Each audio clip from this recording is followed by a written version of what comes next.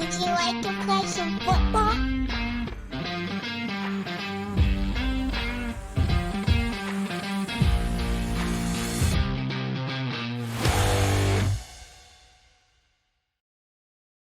Welcome to another edition of Gridiron and the Gospel, a faith in college football podcast. I'm George Schroeder, joined this week by Jonathan Howe, and it is a pre-Christmas, unless, of course, you're listening after Christmas, and then it's not a pre-Christmas episode, but it's a post-first round of the college football playoff episode. As we record this, the first round, the 4 first-round games are all finished, and a couple of really good games and couple that weren't so good. And I guess we can define good, but a couple of close games, competitive, tense games, and competitive is the word we were looking for there. And then a couple that weren't, and everybody got opinions about all of them. So Jonathan, how are you?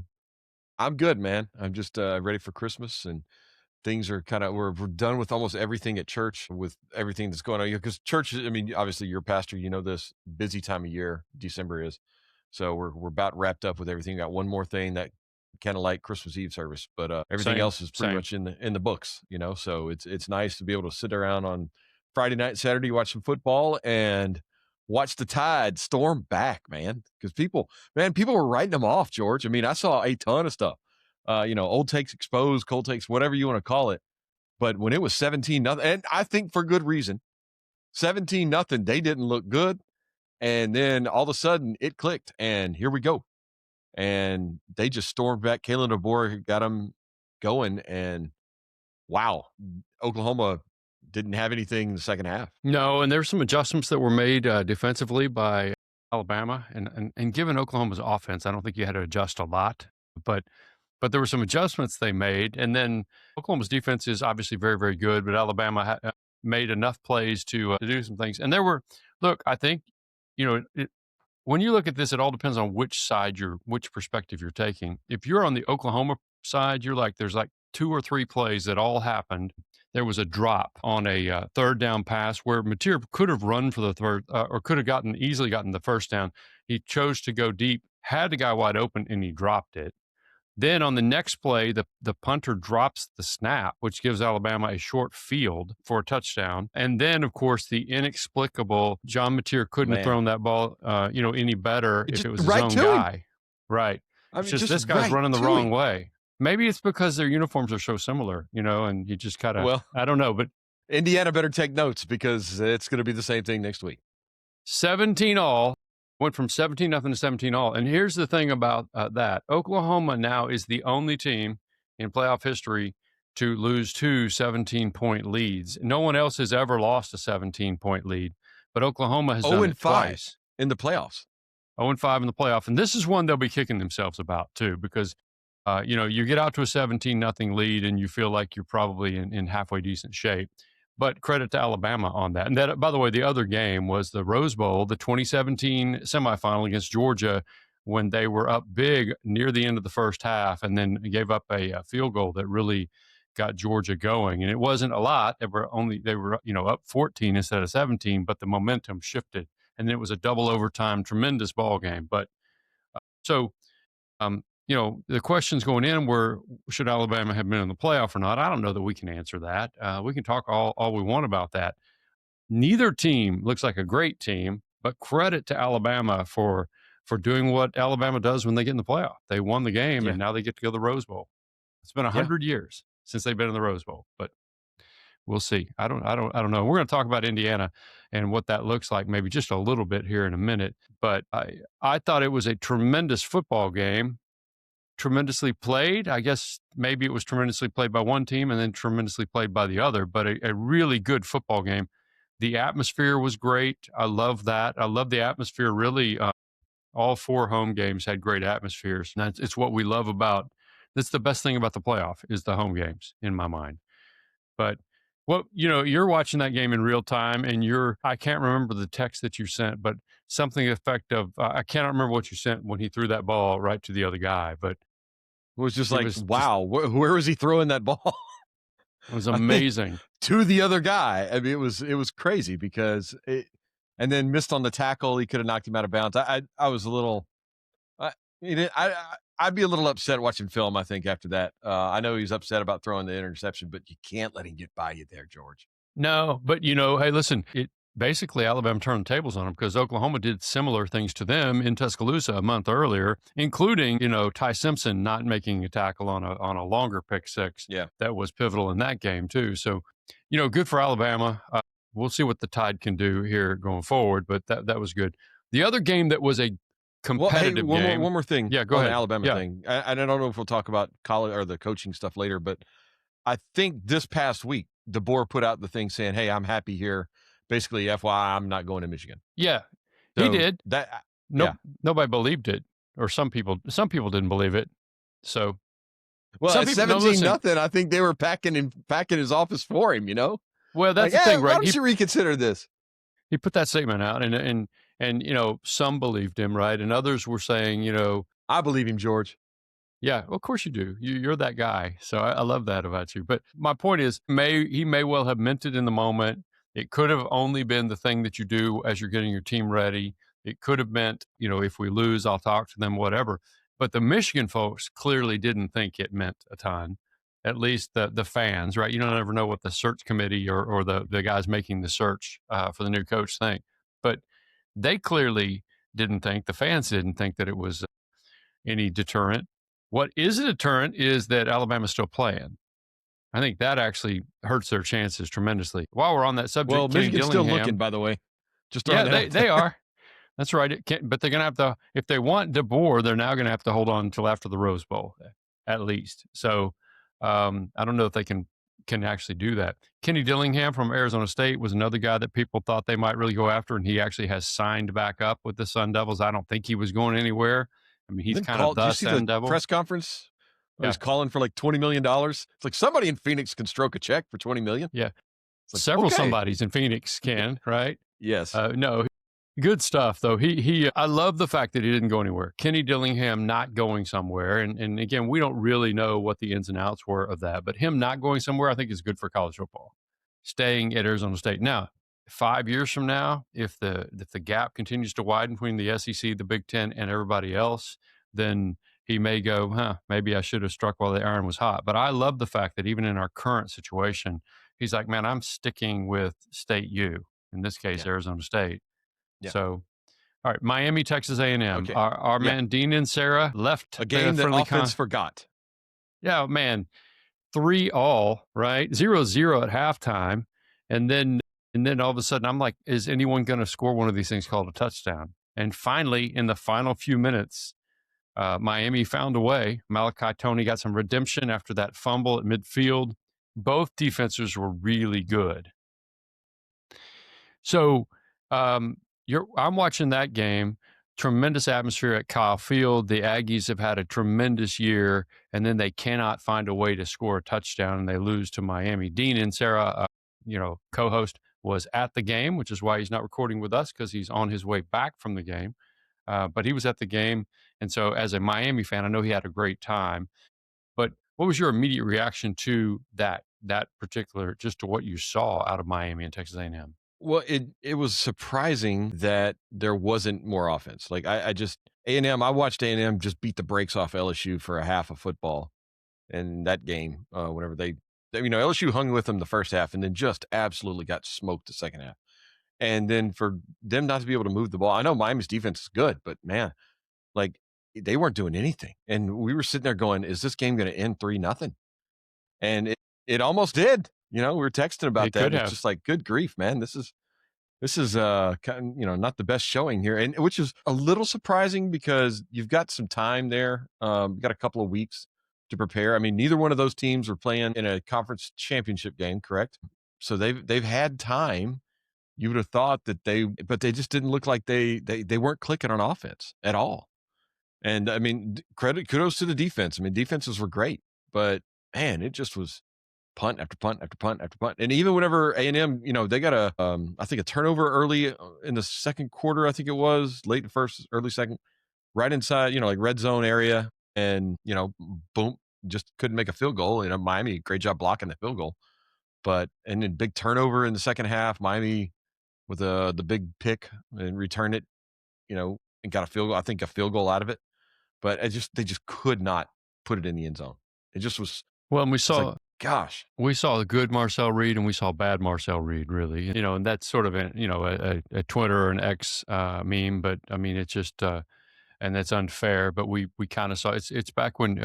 When Hugh Freeze had good Bo and bad Bo at quarterback, right? At Ole Miss. So I'm taking you back a ways. But look, I'm just saying Marcel Reed is a tremendous quarterback. He's been really good for much of the year. And then every so often he'll fire off something. You'll be like, where were you throwing that football? And he had a couple of those moments when you least could have them against, really the best team they've played since Notre Dame. And it was very similar, although in Notre Dame, both teams scored, it was a very similar game in terms of the tightness and the competitiveness. And man, it's just, I feel terrible for all the folks in our church because we have a bunch of Aggies, right? We got some Longhorns and we've got a few of the others, but we got a bunch of Aggies. And so when a season starts out as well as theirs did, and it's a great season, it's the best season in who knows how many years for Texas A&M football, but you lose to your biggest rival and really get kind of driven in the second half in Austin, last month. And then you lose in the first round of the playoffs at home. I think there's probably a pretty significant feeling of deflation for them. But I'll tell you what, I don't know what I think about Miami's because the offense, couldn't get untracked, but their defense is really good and better than I was giving them credit for all year. Yeah. Because that's a good A&M offense. Yeah, it was. And I mean, like you said, like the defense for Miami kept them in the game. And, I don't know if that'll be able to continue on in the playoffs, but, they got a chance. I mean, with a defense like that, I mean, you just never know. I mean, will they be able to handle Ohio State's offense? Probably not. Yeah. But, they might be able to keep it close. Well, and that's the thing, too. What's interesting about both of those first two games that we talked about, which was the 8-9 game, Oklahoma-Alabama, and the 7-10 game, A&M-Miami, is they both get forwarded. The winner gets forwarded into an interesting spot where neither one of, maybe Miami, but neither one of those teams, certainly not Alabama, has looked like they're really ready for the next challenge, which we'll talk about here in just a minute because it is kind of funny to talk about it being Alabama not being ready for Indiana, but that Indiana team is really good. All right, so the other two first-round matchups went like you'd expect. By the way, the first two ones we talked about, the road teams both won, but the other two, the home teams won because 6th-seeded Ole Miss had 11th-seeded Tulane, and 5th-seeded Oregon had 12th-seeded James Madison, two Group of 5 teams, and we've talked about that for a while here. But both of those Group of 5 teams, the people are like, well, they shouldn't be in the playoff. And they did what you kind of expected. Ole Miss blew the doors off of Tulane. Oregon blew the doors off of James Madison. James Madison scored a couple of touchdowns in the final couple of minutes there to make the score more respectable and to roll up some more stats. But neither one of them was competitive in any way, shape, or form. And they both look like September buy games, buy meaning you buy a win, basically, which is what had actually happened in Oxford earlier in the year. Same two teams. Same thing happened. Here's the thing. I'm not surprised by that, but we're going to cue all the yelling and the complaining about how the Group of 5 shouldn't be in the playoff. And the real issue here, Jonathan, in my mind, is not whether the Group of 5 should be in the playoff. It's that there were 2 in this year. But that's not their fault. That's the ACC's fault. And blame Virginia. Seriously, it's like But do you think Virginia would have had any difference, though? I mean, Virginia would have gotten their doors blown off, too. No, and nobody would have said a word about it. Because here's the thing. Nobody said a word about it when Tennessee went up to Columbus and got drilled last year. No one said, how could Tennessee deserve to be in the playoff? And nobody should say that. But I mean, you can talk about individual teams. What I'm saying is no one should say that a representative from that conference shouldn't be in the playoff because they got their doors blown off. That's the thing. If the ACC just had their ducks in a row and just had a better tie-breaking process, you wouldn't have had this issue. You'd have had one Group of 5 team in there. And so Tulane would have played at Oregon and gotten beaten, and we'd be moving on. We wouldn't be talking about it. But now we got to talk about it. Yeah, we'd have had probably what, Notre Dame at Ole Miss? Something like that. Yeah. Or the ACC, either that or the ACC champion if it weren't Well, Miami, Miami whatever. could have been that. So That's what I'm just could thinking. have, right. So yeah, It all depends on who's in there. But yeah. Yeah. And so, but you're right. If Virginia just beat Duke, then Virginia's in and they're not very good either. And they get blown out, but nobody says a whole lot about it. But now we're going to have to hear about it, right? Let me start with one thing. Anybody can say anything they want about the group of 5 shouldn't be in it, or the group of 6, actually. It isn't going to happen that they're not going to have an access to the playoff. That's not going to happen. Because if it does, then that's going to get sued in the playoffs. It's just not going to happen. They know that. So we can argue about that all that time. By the way, most of the times, the best group of 5 team or group of 6 team is better than either of those two teams. Yes. Most of the time. Yeah. Well, I mean, And Boise, we saw it from them. So that's Right. your typical person there. I will tell you this, shout out to James Madison, though, because they have one of these sort of auxiliary sort of Twitter accounts that sort of tangentially, unofficially related. Yeah. And that is Tremendous. the most fun thing. So good. The buses So got good. their own And you time, guys- George. Yeah. No, it was really good. So, oh man. So on the group of 5 thing, I've seen a lot of people saying that there needs to be you have the FCS playoff and then have a Power 4 playoff and a group of 5 playoff. Thoughts on that? And they have 3 different national champions. Yeah. I mean, look. I don't think the Bowls would ever go for that, by the way. No. Well, Because first you'd of all, have to use those. You'd have to use those. What was the one? The LA. I don't even remember what it was. The Snoop Dogg Bowl. It had to be like one of the first round playoff games, and nobody's going to want to watch. No offense, but Toledo versus, New Mexico State and the Snoop Dogg Bowl for the first round of the group of 5 playoffs. I mean, come on. Well, you look, there's a whole lot of issues with college football and with the FBS, the football bowl subdivision level. There are too many schools in it, and they have kept growing over the years to where there are even more schools than there should be. And there's no question that the Power 4 leagues and really some subset of the Power 4 leagues, and I don't mean the SEC and the Big Ten, although I do mean that, but some subset even within those leagues is playing a different game on and off the field than the vast majority of FBS. James Madison and Oregon are not alike. And I don't mean what we saw. Clearly, that's true in terms of 5 stars versus no stars and everything else like that. But what I mean is Oregon's athletic budget is, I don't know, $170 million. Somebody can look it up for me. And James Madison's is probably more like 17 million. Maybe it's 35 or 40 million. Yeah. Whatever it is. And it's different. It's just they're not playing the same game. That said, you guys have let everybody in FBS. And why is it that in football we don't like Cinderella? Well, that's because Cinderella In never basketball, wins. we love it. Yeah. True, except when they do. Yeah. We forget that they often. don't, that they do. I mean, they do. No, I mean, but I'm that's the looking back point. at They the gotta have the Boise shot. versus Oklahoma. That's the game that comes to mind. Yeah. Utah pastes Alabama in the Sugar Bowl. when Man, Nick I was Saban at a there. party in Alabama. Well, that's when we were living in Birmingham, and we were at it was like a New Year's Eve game or something like that. And we were at a party, and boy, that was like the worst New Year's Eve party ever, because they just were sitting around like, what in the world is going on here? Because Utah just absolutely beat the doors off Alabama that night. Right. And hey, listen, I know Alabama fans and Oklahoma fans talking about the Boise State Fiesta Bowl. You're going to go, well, our guys didn't really want to play. I hear you. Okay, whatever. It was a consolation game. Okay, fine. We see these schools occasionally beat teams on the road in the regular season. So it can happen. This was not neither one of these teams, James Madison or even the Tulane team, were representative of what we kind of what I think we usually see out of the best the best single champion from the group of 5. So it's just not going to happen. Here's a question for you. Are there other teams that are in the playoffs this year that James Madison and Tulane would have had a better shot against? I'm thinking of just like Oklahoma and well, maybe Oklahoma and Alabama, or Alabama. Yeah. See, the one that comes to mind because of their lack of offense is Oklahoma. Because of the lack of offense. But I don't know that either of those teams was going to score on Oklahoma. Yeah. Tulane or James Madison. Because Oklahoma's defense is elite.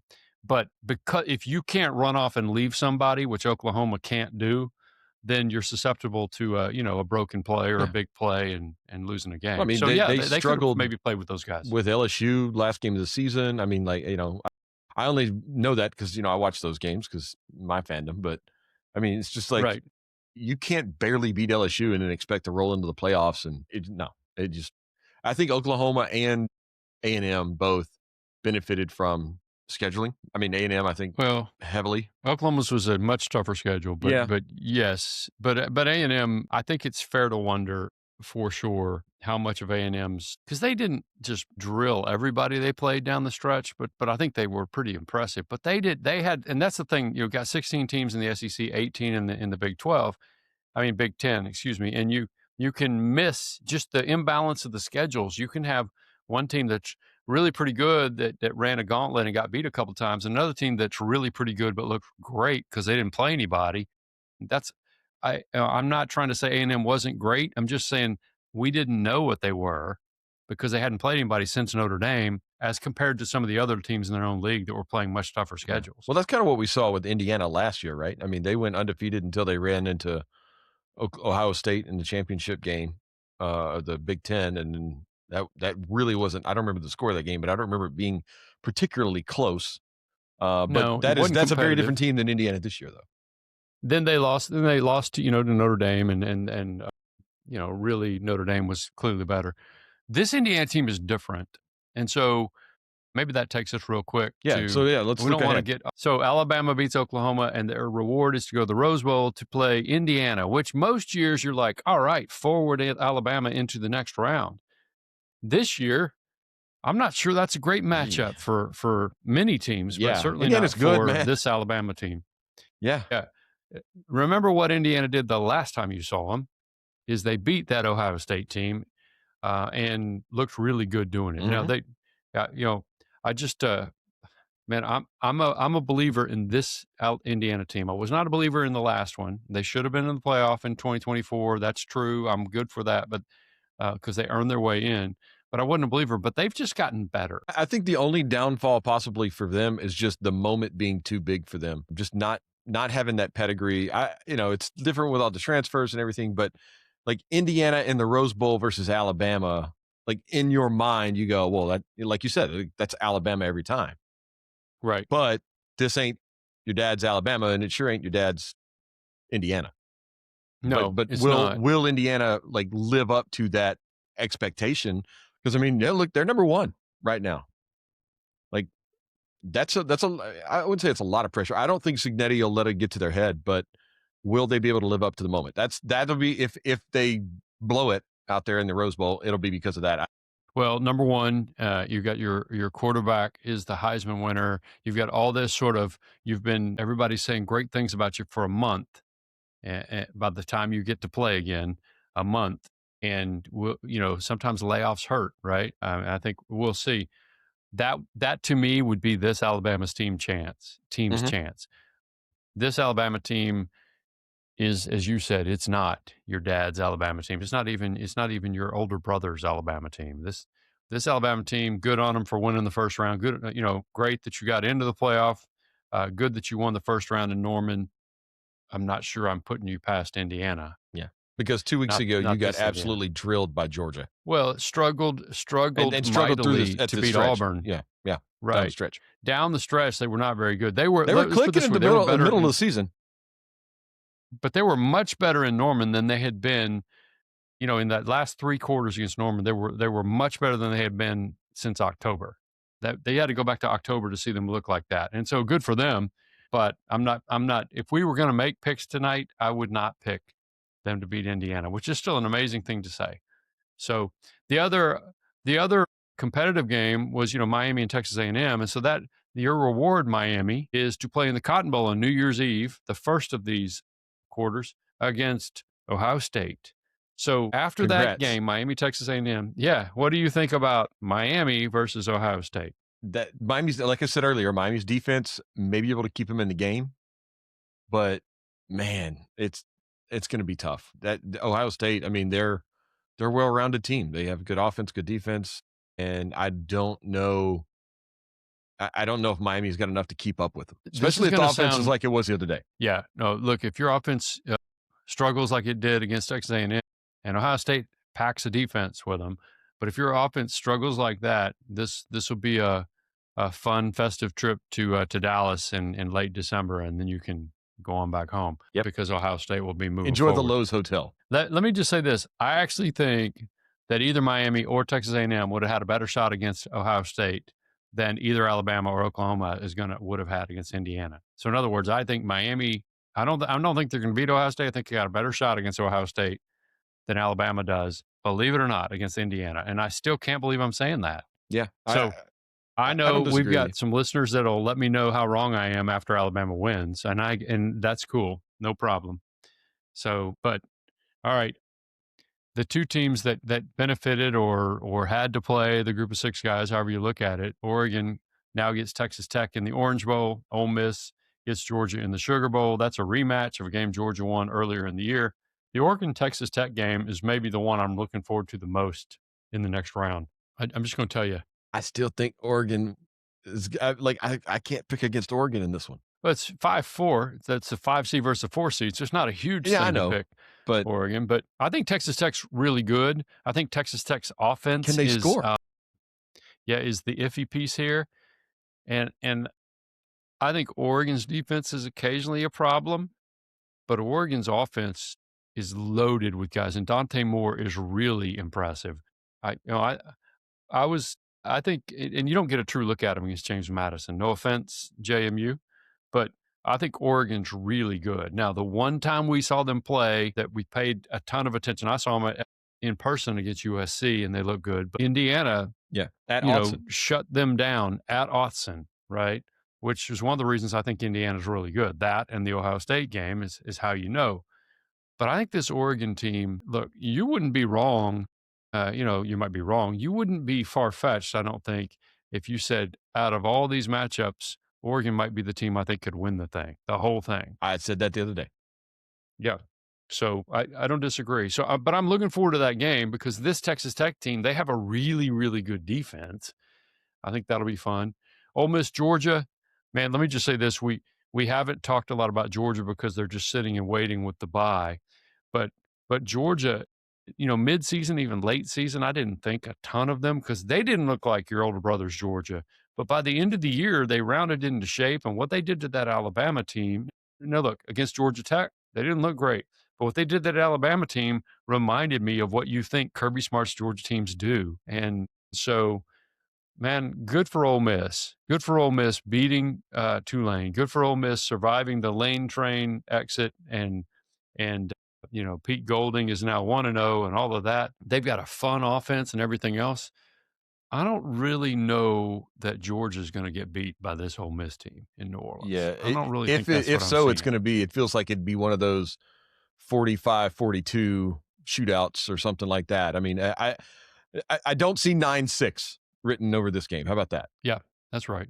But look, of all those games, Cotton Bowl, Miami, Ohio State, Orange Bowl, Oregon, Texas Tech, Ole Miss, Georgia in the Sugar Bowl, and Alabama, Indiana in the Rose Bowl, which one do you want to see most? I know which one I want. Oh man, that's a hard one. I think the one I want to see the least is probably Oregon, Texas Tech, just because in my head, Oregon's just going to run away with that one. I don't know. The other three are really compelling, and maybe they won't. I'm not trying to throw shade on Texas Tech. It's hard for me to just put a lot of faith in Texas Tech. Sorry, you are throwing shade on Texas Tech, and they're basically the Big 12 gets no love here, right? Yeah, the Big 12 gets no love here. No, that Texas Tech team's good. I'm just going to tell you. Yes, very good defense. The game I want to see is Alabama, Indiana. Yeah. It's not because I don't believe in Indiana. It's because I do believe in Indiana. I actually don't believe in Alabama, despite the big win in Norman. But, Indiana's the number one team, and yet it's going to feel like to a lot of people when they look at the uniforms, it's going to feel like a Hoosiers moment. And I mean the movie Hoosiers moment. And it's not that. They're a lot more like what in the movie. What was the team that Hickory went up against? South Bend Central. I don't know. It's been years since I've seen that. This is not Hickory High versus whatever South Bend Central or whatever. That would have been last week with James Madison going into Oregon. Right. So that's the one I want to see. So but there's plenty of time to take a look at that too, and we'll come back after Christmas and look more at those at those matchups as we get a little bit closer because, it took me a second. This is the one thing. Watched all those games, right? Paid attention, enjoying them, and then I realized, okay, there's a bunch of bowl games we can watch, and, Yeah. and I'll watch them because they're there. But it was hard for me to go, now when is the next playoff game? And to realize it was like 10 days away. Yeah. Well, on that, I gotta wonder. I was thinking about this when we were talking about those other games, but Oregon and Ole Miss, I think everybody outside of, if you're the diehard James Madison or Tulane alum, you're probably doing pretty well for yourself, by the way. But everybody else is like penciled in Oregon and Ole Miss past that. So if you're Texas Tech and Georgia, do you even spend time watching any film over the last couple of weeks on James Madison or Tulane, or you just pop in the Ole Miss tape and just go to town if you're Kirby Smart? That's what you do. Don't you think? Now listen, they'll tell you they didn't. Yeah, They'll liars. tell you that no, we watched them both. They didn't. Let me tell you something. It isn't, and here's why you could afford to do that, even if you shouldn't have done that because you got of 10 the days. time frame. But Yeah. right, it's not like you had 5 days, which I would still have done that if I had 5 days. I would still have only looked at Oregon if I were Joey McGuire and his staff. I would still have only looked at Ole Miss if I was Kirby Smart and his staff. But now I might have I might have paid attention to Tulane, but I wasn't going to pay attention to James Madison. I just didn't think the Dukes really had much of a shot. I mean, at all. that's the question I've got for you, George. Does that give Texas Tech and Georgia some kind? I know it's just film, but you're practicing. They're not practicing against looks from James Madison. I mean, let's be honest. Yeah, no. I mean, maybe, but on the other hand, I think the other teams got 10 days, right? Yeah. Oregon and Ole Miss, they have 10 days to work on things. But so I mean, it's kind of like coming off a bye week, and the other team played during the week. They don't. I'd be more worried about rust, which is what some people thought happened last year. Dan Lanning thinks they ran into rust. I don't think that's what they ran into. I think they ran into Ohio State, and it was 34-0, right? Early in the second quarter, right? So, yeah. But the layoff, I think if we're going to talk about, you got all this extra time and you only really had to prepare for Oregon or Ole Miss, you didn't have to worry about JMU or Tulane. I think on the other side of that is, but look how much time off we've had in terms of, I'm not saying they're not conditioning. I'm not saying they're not doing some practicing. I'm saying they've had a lot of time off, and a lot of times it's good for injuries and recovering, but maybe it's not. That's how rust grows on these teams. Well, right? and I mentioned the moment when we were talking about Indiana. What about Texas Tech? I mean, like, this is really new territory for them. Yep. Yeah, this is and I think I'm gonna get myself in trouble here. I think Texas Tech might be the team I would worry more about in that regard because Indiana's not been in this position in the playoffs, but they have been to Autzen this year. Yeah, and they've been in the playoffs, beaten Ohio State this year, and been in the playoffs last year. They've been here, done that, and so they've been in those moments. Yeah. When's the last time Texas Tech was in a New Year's Day bowl game? It's like the Mahomes era. No, probably go back Kingsbury? to Leach, and I don't actually know. Yeah, I think you might have to go back to Mike Leach, and you got to ask that question. But during they were fun to watch. But were they ever really like? They weren't. No offense to Mike Leach, they were never like seen as a powerhouse. I mean, they were the run and gun and whatever. But it's been a hot minute. It's the first time they've been in the Orange Bowl, which it's also Oregon's first time to be in the Orange Bowl, right? And that's because of what the old tie-ins used to be. And also, neither Texas Tech nor Oregon was all that good for years and years and years. But I'll be really interested to see what Texas Tech is able to do because I actually think they're the one squad out of all of these in the quarterfinals that maybe you're going, okay, could the moment be too much for? Nobody else here do I go, okay, the moment will be too much, and that includes Indiana. So I think that's a good point. We'll see. Miami versus Ohio State in the Cotton Bowl, December 31st. Oregon versus Texas Tech in the Orange Bowl on New Year's Day, followed by the Sugar Bowl, Ole Miss, Georgia, followed by the Rose Bowl, Alabama, Indiana, and then we'll have plenty of stuff to do. Look, okay. Let me just say this. I said Alabama, Indiana. Yeah. I've got the Texas Tech Bowl history here.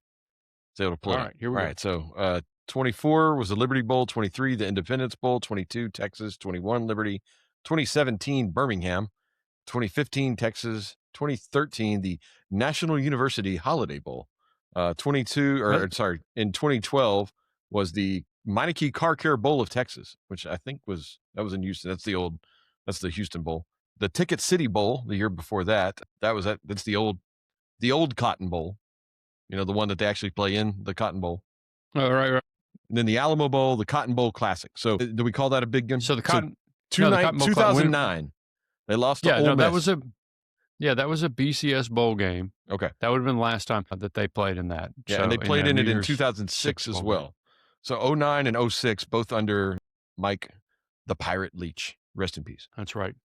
Rest in peace. And that's really all of it. I mean, like, you start going back, 95 Cotton Bowl. It's like the Cotton Bowl has been the only thing that they've ever really done that was big. The Gator Bowl in 73.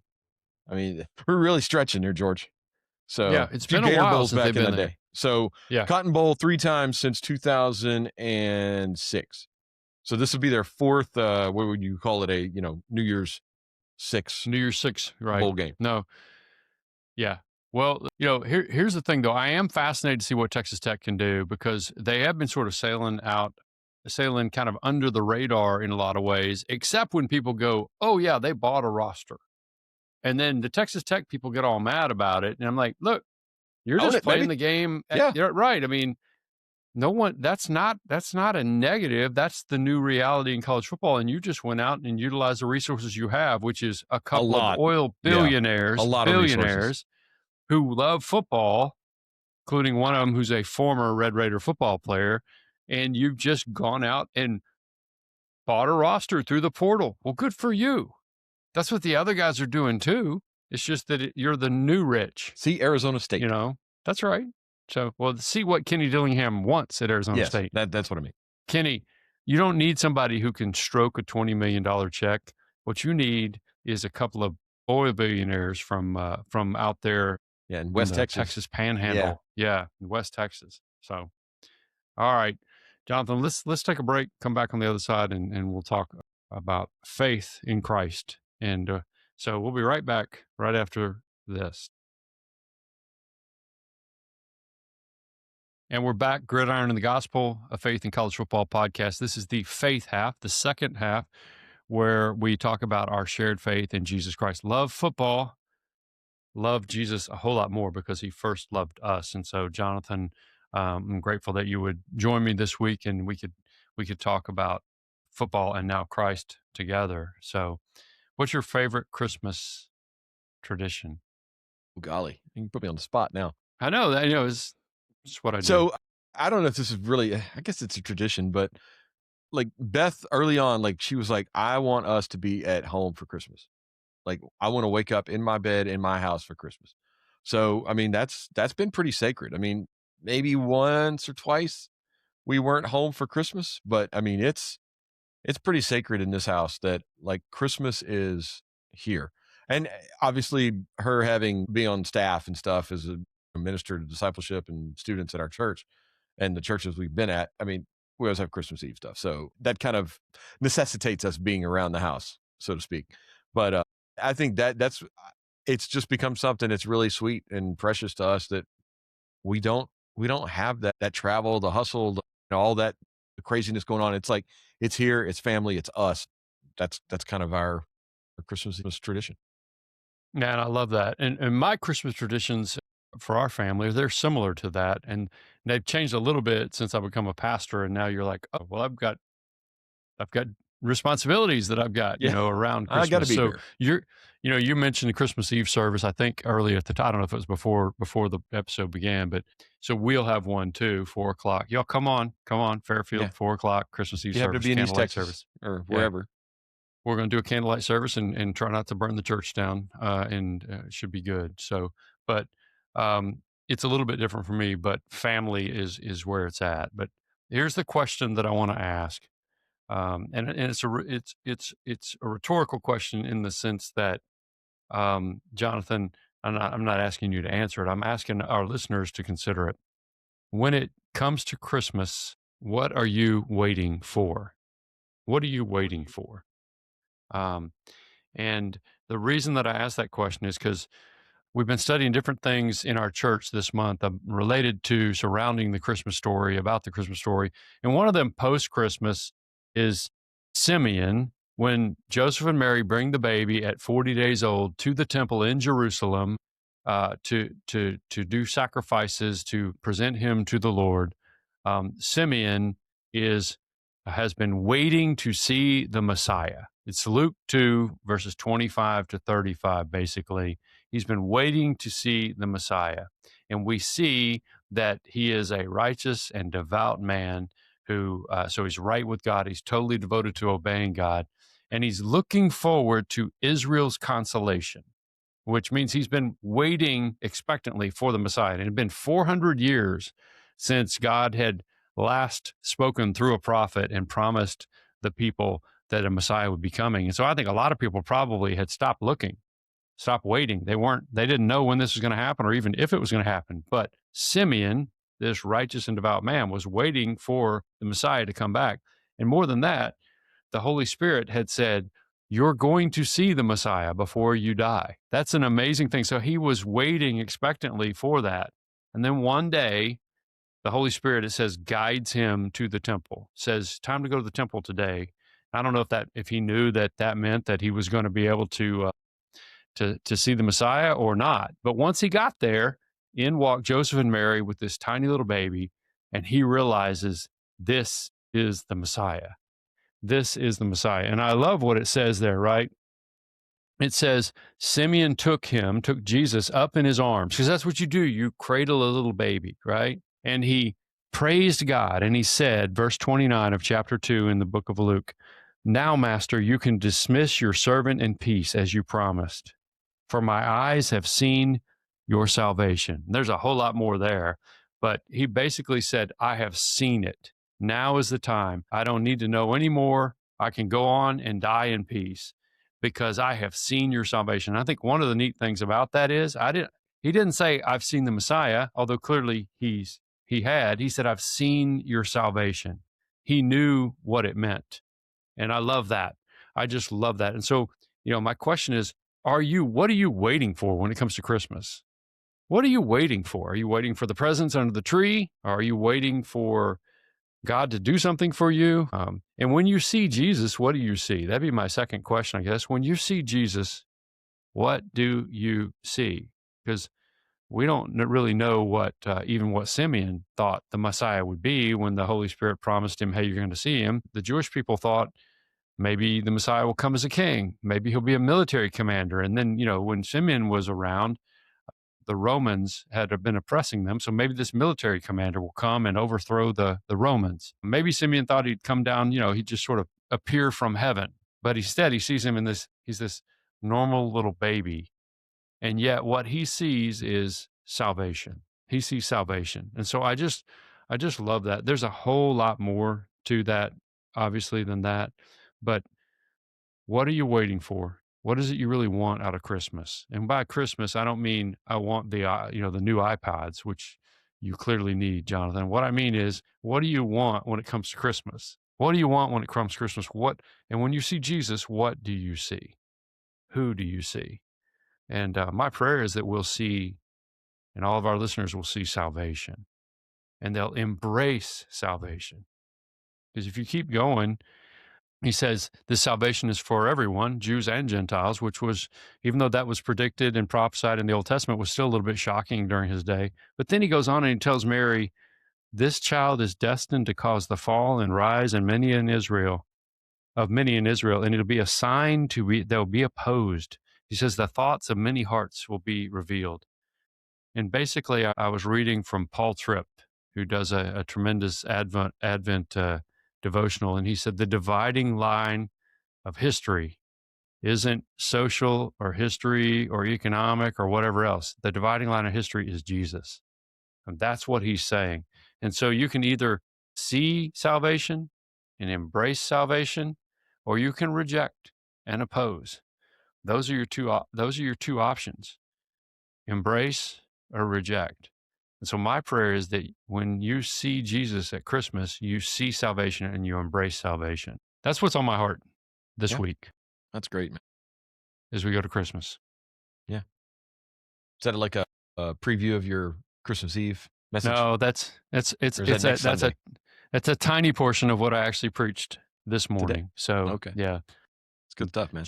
just little different pieces of it, but it's on my heart, and that's my prayer for all of our listeners. And let me just say this: if you would like to talk about football, we want to reach out and we want to talk with you. So reach out. If you want to talk about faith, we really want to talk with you. So you can email us at gridirongospelpod@gmail.com, and I would love to talk with you. You can reach out on Twitter at George Schroeder or at gridiron_gospel. And I would love to talk with you. Jonathan would love to talk with you too. Dean would love to talk with you. Brad Edwards would love to talk with you. Todd Unzicker would love to talk with you. We want to talk about Jesus with you. We will talk about football with you, and we love that too. But we want to talk about Jesus. And so if you got any questions about who this baby is, I want to talk with you about that.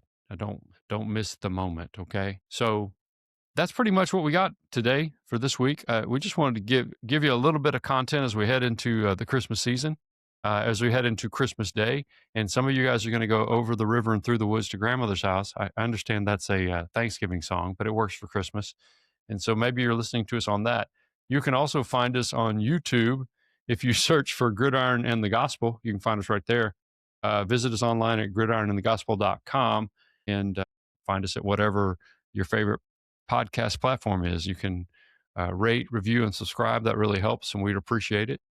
And Jonathan, man, thanks for joining me this week, and look forward to breaking down some of these games as we go a little bit further along. So yeah, speaking of the games, all right, last little bit here, George. Lightning round. All right, bowl games this week. So here we go. I'm gonna put you on the spot. So because we haven't talked a word about these other, and we got my alma mater's playing this week, and so is my team. So here we go. We got Monday, the famous Idaho Potato Bowl, Boise, on the blue turf, Smurf turf, Washington State, Utah State. Who you got? Battle of two 6-6 juggernauts. Washington State. All right, Toledo and Louisville in the Bush's Beans Boca Raton Bowl. Louisville. All right, Western You Kentucky, can see a Southern pattern Miss. already here. Yeah, Western Kentucky and Southern Miss in the New Orleans Bowl. I'm going to have to get a coin. Here's the problem. You've go got me with doing Western this. Kentucky because Southern Miss's coach left, and they're you've got me doing this. I don't know who's opting in, who's opting out. I don't know who's coaching. It doesn't matter because nobody cares about these. So look, this is the thing about these bowl games, right? And this is true before the playoff started. What I mean is before the advent of the playoff. These bowl games it's like cotton candy.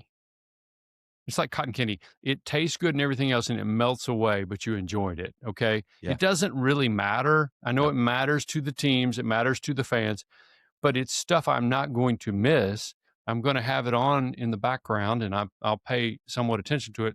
Part of it is because I know what's coming, the long, dark winter. But it's hard, man. So what we got a bunch of them. I guess it's Capital One Bowl week, right? Isn't that what we call it now? Something like that, yeah. Yeah. So, all right, Western, go with Western. Go with Big Red on that one. Okay. Even though it's the against Big Red my Schmoo. alma mater, but I trust teams that have coaches over ones that don't. The Hilltopper reminds me of a Big Red Schmoo. If you remember the Schmoo from the old Saturday morning cartoons. Sorry. All right, UNLV versus Ohio in the Scooters Coffee Frisco Bowl. I don't even know what Scooters Coffee is, George. UNLV. We'll go with Dan Mullen. Yeah, let's go with Mullen. Yeah, that's a good call. And Ohio's a mess right now with the coach and all that stuff. You remember they fired that guy? Yep. All right, Cal and Hawaii in the Hawaii Bowl. We'll go with Hawaii because Cal's lost their coach. And also they're just playing at home. They had to make the trip, and they're just happy to be there. Central Michigan and Northwestern at the Game Above Sports Bowl. I don't know what that is. I don't know what it is. I know think it's that at one's Ford in Frisco Field too. It's in Detroit. It's the old Motor City Bowl, I guess. Okay. All right. Yeah. By the way, I would like to raise my hand. I want to volunteer to cover the Sheraton Hawaii Bowl, if that's okay. And volunteer for I'd be okay. Yeah, we can start singing that Hawaiian Christmas song, whatever it is. Maka. Thank you. I don't know. I'll go with the Chippewas. All right. Central New Michigan. Mexico and Minnesota in the Rate Bowl. I don't know what the Rate Bowl is, but here we are. It's the one that used to be the Cactus Bowl or whatever. Okay. It's been several different things. I'm going with Jason Eck and the Fighting New Mexicos. All right. I like That may be a good call. him, man. I like him. Man. I think None he's are gonna row the a boat with coach TJ we're going to Fleck. see about. We're going to It's Eck see versus Fleck. Is that right? it is. We're going to see Eck get some play for coaching jobs, I think, in the next couple of years. Jason All Eck right. at New Mexico. Okay. Serve Pro First Responder Bowl, FIU versus the Roadrunners, San I Antonio. don't know. Can I just say the proliferation of bowl games in the DFW Metroplex area? Dude, it's like Bowl Central. Yeah, it is Bowl Central. If you like the smallest bowls of all time, I'll go with the Roadrunners, UTSA. All right. LSU Houston and the Texas Bowl. Forever, man. Boo. What did you say? Go. LSU Houston. Somehow I missed that one. I don't know who's playing in that bowl game, meaning that the players. Who knows? I just know Frank's coaching it. I'm going to go LSU. I think they've got too much talent. Yeah, it's possible. All right. Pitt, East Carolina, and another DFW Bowl, the Go Bowling Military Bowl. I'll take Pittsburgh. Isn't that the one at Amon G. Carter? No, that's the one. That's the one at Navy Stadium in Navy Marine Corps story in Annapolis. Okay. All right, never mind. There's a bunch of those. There's a bunch of those bowl games is the too. one. Yeah, is the one I'm thinking of. I thought that's the old fact that we don't know this, right? The good news Yeah. is no one else does either. No one else does.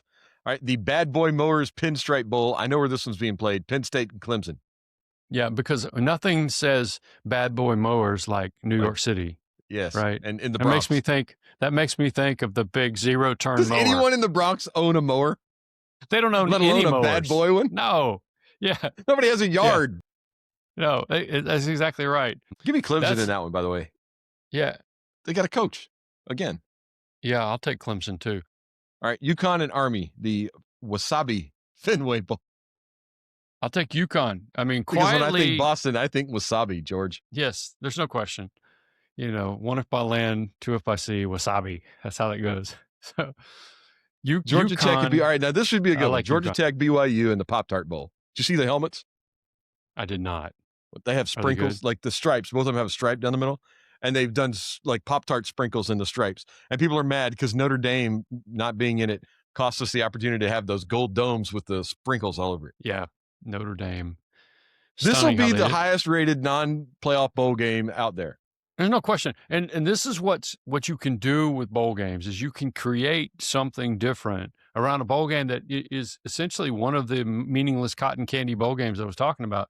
But because they've sort of done the whole Pop-Tart and the edible Pop-Tart thing, it actually becomes a ton of fun. That and the bowl game where they dump mayonnaise on the coach. Yeah, the Duke's Mayo Bowl. Charlotte. Yeah, in Charlotte. So tempted to take BYU, and I am going to take BYU. I'm going to go with the Rambling Wreck on that one. All right. BYU's last time out. I'm still mad at BYU for having a quarterback with the number 47. That's the best thing about him. It's so ridiculous. No, it's not the best. It's ridiculous. He also plays fullback and linebacker, is what you think, right? I understand that, but yeah. Whenever he was playing in that game against Texas Tech and he threw the pick to number 13, I was like, something is wrong here. Whenever 47 is throwing to a strong safety, it's number 13. Like right. That's the other way around. That's right. That is 47 is a strong safety number. That's exactly right. Bear Bachmeier. What a great name. Yeah, but still, but 47. Come on, man. All right, Miami of Ohio versus Fresno in the Snoop Dogg Arizona. I don't even know. Yeah. I think this is the one they're playing. Is this the one at Chase Field? No, this one's in Tucson. The one in Chase Field is the Rate Bowl that we talked about earlier. Because we really had, dived into that one. I think, man, this is the thing. I have no idea. And neither does anyone else. I don't know. No one else.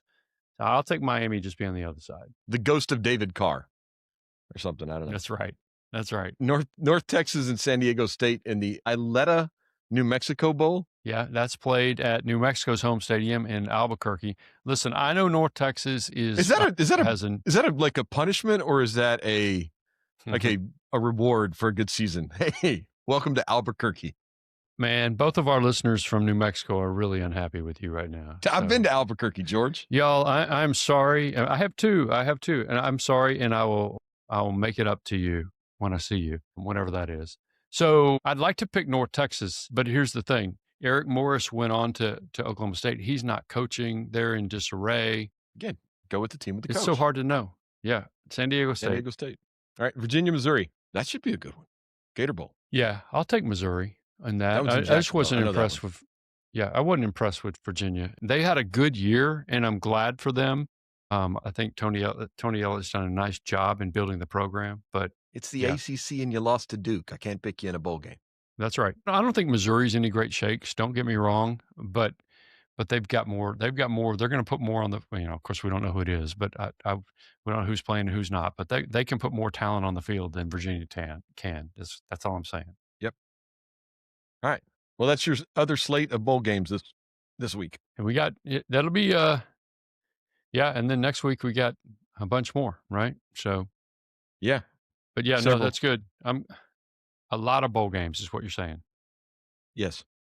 And some that, All right. like you said, should not be there. Yeah, but I'm still happy to have them. I'd rather have Yeah. here's the thing. All right, and I know we got to go, but the thing about bowl games is this: name one of that rate bowl. Whoever was playing in the rate bowl, we'd have to go back and look it up. Its ratings will be better than Duke, Carolina in basketball in February. That's just the reality of it. People they cleared their calendar for Friday at 3:30 to watch New Mexico and Minnesota. Well, you and I have. There's no question. Your calendar's I'm already not clear. gonna have anything else to watch at 3:00 on a Friday, day after Christmas. That's exactly day right. after, I got nothing else to do Friday. I'll even watch the Chippewas. Yeah. No, that's right. You can watch the Chippewas. All right. I think that's it. I think we have run out. I think we've run out for the week. It's time to go. Yeah. All right, George. Merry Christmas. See you next week. Yeah, Merry Christmas to you. We'll see you guys next week on Gridiron the Gospel, a faith and college football podcast.